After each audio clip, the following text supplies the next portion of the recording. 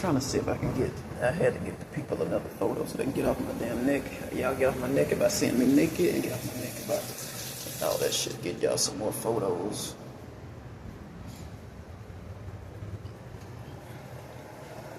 So yeah, me and Kyla, we go to a lot of nudist colonies. So, and God has given me great clarity about there are certain things, certain survival, naked and afraid type things that I want to tell you publicly, but I can't. God is not allowing me to tell you public because it's some things that's going to keep me alive once I'm out in the wilderness, and keep Kylie alive once we're out in the wilderness. And there's some things that he doesn't, he is not me solely, it's him too. He doesn't want my enemies getting any of my survival skills help. He doesn't want them to get any ease. All right, so today is he wants me to journal right now. Today is the 18th. I'm going to write in my journal for the first time. And so when I get on the road, and so this journal will belong to a child, possibly. I'm looking at what they wrote. And so today is 12, 18, 20, 25, and it's Thursday. And I'm going to say CDT, I'm going to say Chicago. IL America. And you know what, a way to shorten that would be USA. So right now, I just wrote down a little bit in my journal. And so for getting ready to get on the road. But yeah, so me and Kylie, we do a lot of, that's helped me already, just free and just to write the date down. So me and Kylie, we do a lot of camping, making up for my, restoring my lost years from my old life. And you can't what's the word I'm looking for? You can't reveal all your secrets to all your enemies. And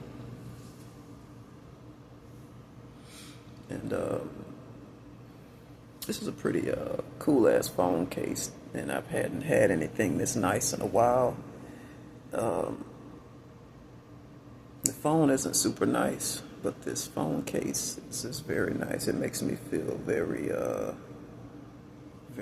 for once, separated from the homeless class. Like when I lost all my transportation, I was feeling very much so peasant, as a peasant. And this phone case is just giving me some confidence, you know. But like I told you, I am. There's something wrong with that. I told you that because of my upbringing, my background, I associate praise man for things. There's nothing wrong with having nice things, but praise and glory be to God. That's a start. That's a start, you know. When something man-made hits my hands, I still struggle with that. When something man-made hits my hands, I want to praise the man that gave it to me. But God is working with me, so when something man-made hits my hands, praise and glory be to God. Every now and again, you get a good pastor, he'll talk that way. He's not thinking up like, oh my God, I'm so glad so-and-so was standing on the corner right at that exact moment. A good pastor realizes that people are the vessels. It's God doing it, but using people to do it. So praise and glory be to God for this phone case, because I hadn't had anything this nice in a while. Not since I had cars. Cars were nice. This is, but he wants me to. He's not chastising me for that. I'm human. He's not chastising me. He's working with me. So normally I would have praised the person that gave me the phone case, but the phone case is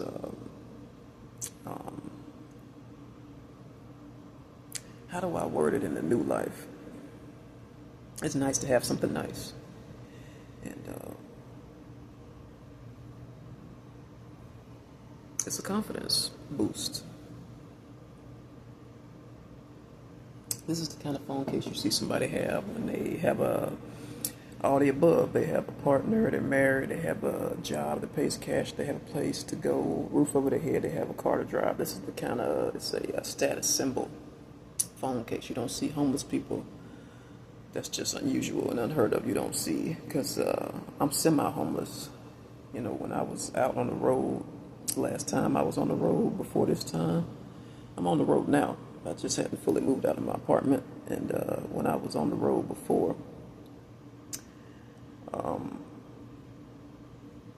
men can talk this way. This is the first time I've ever talked this way. You know, when women are on the streets, they're not very confident. They're like mousy. When men are homeless, they're talking like it's a more of a journey. So last time I was on the streets, what I noticed when I was on the streets was people didn't have, there was a few homeless people that had phones, but you never see them with a phone case. You never. They're hard to acquire, you know, especially if you're getting one, picking out the right one that fits your phone. And they're not all the same. And that's another thing I'm not going to help my enemies with, picking out a phone case. So I'm semi-homeless, and because I've already started, God has already separated me from my apartment in moments and seasons. He's already, you know, in the months that I've been living here, leading up to me moving out, there have already been times where I've been away from home for long periods of time when I had a place to go, and times when I wanted to stay here and keep watch over the place. But he separated me from that paranoid spirit of always thinking men are going to steal my stuff, and that may very well be the case, but he didn't give you a spirit. He wants me to start integrating scripture into my interviews, all of them. But God didn't give you a spirit of fear, but of power and of mind, power and of love and of a sound mind. God did not give you a spirit of fear. That's in the book of Psalms. And this stuff is stressful. You can see it now. My eye like twitch. Like this is stress.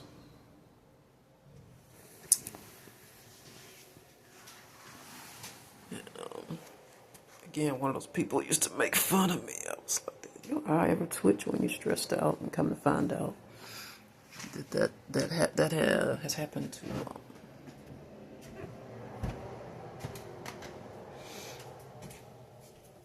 come to find out that happens to people. It's not uncommon. When you hit a certain age, you hit that kind of stress.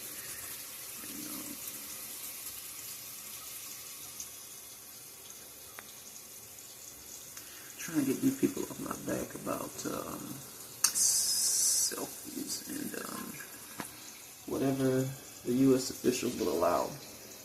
I will get y'all some pictures while I'm on the road and when I'm lodging. A lot of these places, you gotta realize when you're dealing with the military, police type work, you can't. Sometimes cameras aren't allowed in certain facilities, certain places. It just feels good to hold this again, you know. And I'm gonna tell y'all about a video game I used to play, and I don't want brother to be the only person I have this confession with. It used to be a video game. I don't know which shooter it was. When I told you I got a sick mind. When you really got a good kill, and when you really hit a good kill shot, you hit, and I ain't gonna say where you want to shoot him at, because I don't want you to shoot me. When you on this video game, the legs start twitching. The nerves, you know, your nerves pinching different nerves. You know, sever a different nerve when it starts. The leg is doing that. And I'm standing over the body after the kill on the video game, and I told brother, I said, and I told one of my ex-abusers, I said, do you see that? Am I the only person seeing that? Did you see his leg twitching? And I'm standing over the body celebrating, laughing. And I don't know if it's a glitch on a video game, but brother said, yeah, I see it too. My ex-abuser said, yeah, I see it too. His leg is twitching. That shit is funny as hell. Why you just not telling me this? The video game, if you get the really good kill, the body parts start twitching, mainly the leg twitching. Cause the brain is dead at that point. So that shit was funny to me when I told you I got a sick mind. It's something wrong with me. Now people done told me sometimes, you know, in my old life, once in a while they got it right. You know what? Something wrong with you. It's something really wrong with you. And I had some people tell me that. But I didn't want that to go to my grave, and I didn't want just two people to be the only people that got in on that fun. That shit is funny as hell when you get a really good kill in. That shit twitches. I don't know if it's nerve damage or if it's a glitch in that particular video game. I can't reveal which shooter I was playing and that happened. And but yeah, that shit was so fucking funny. But anyway, back to the camping and lodging thing. I didn't want that to go to my grave, but yeah, camping and lodging. Me and Kylie have a lot of because of our social status with celebrities, we have a hard time. Not she don't play. She that movie 50 Shades of Grey, like she's like the guy in a relationship. I don't mean she got a dick. She's definitely a woman. I mean, her spirit. She's like the man in a relationship. She would not play in regards to me and us. And when we finally do meet, she says, you know, I've been like knew what I wanted for a while now with you. Like the first time, like you were in existence, even though she's like, even though you're older than me, I always knew I wanted to be with you. And that's how she talks. Like she talks to me in our life, and she's like, I knew I wanted to be with you, and I knew I would do anything. Something, you know, men talk that way. Men who are wealthy men, powerful men who are not, we talk that way. Like I knew I wanted you, and nothing wasn't gonna stand in my way. And that's how she talks to me the first day we meet. She talks to me like that ongoing in our marriage. Like I knew about you before you knew about me. Like she said, because I told you how God told me to look her up online, and I was like, oh wow, like you would have thought that I would have known who a billionaire was. Like you would have thought I would have. It's a couple of them. I don't know how many billionaires are in America and in the world. You would have thought I knew who she was, but I did not know, because she's a unique billionaire. She's not like most billionaires are what, like a Wall Street guy or like a movie star. So that's why I didn't know who she was. She's not the typical billionaire. So but she has the courage to tell me. She's laughing at you. You're so adorable. She's like, that's the other way around. I actually have been stalking you for a while now. I knew who you were before you knew me. Before you knew me, like Christ said, before when you was in your mother's womb.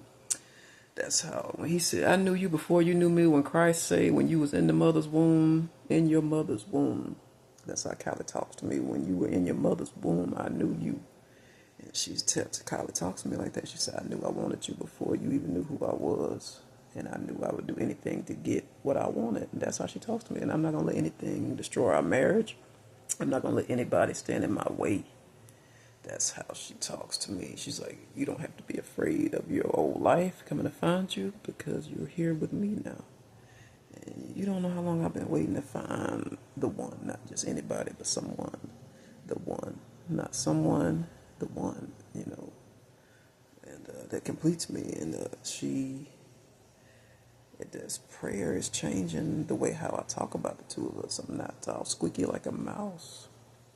Speaking of, hold that thought. Speaking of, I don't want them coming up here bothering me about a pest and a rodent problem, because I'm on my way out from this place hereafter.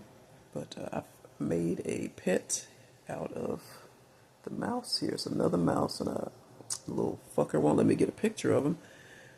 And so I found him useful. He's a great companion, and I've named him Rex. It's a mouse up here living with me.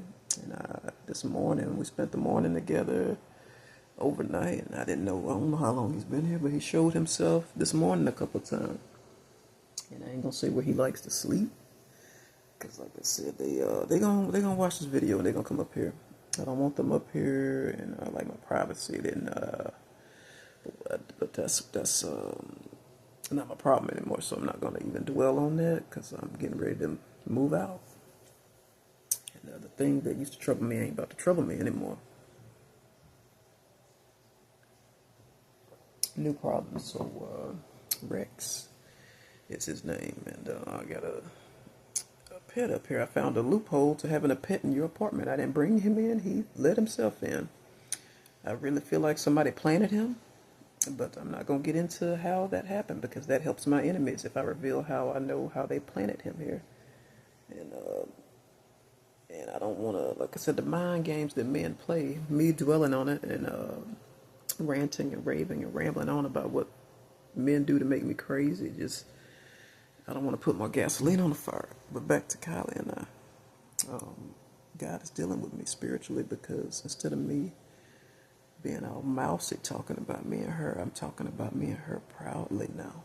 Proudly. It's fun getting ready for a camping trip. I got a little loose change I done saved up. I got food stamps that the car is good in other states, like a debit card, and I'm not doing anything fraudulent with it.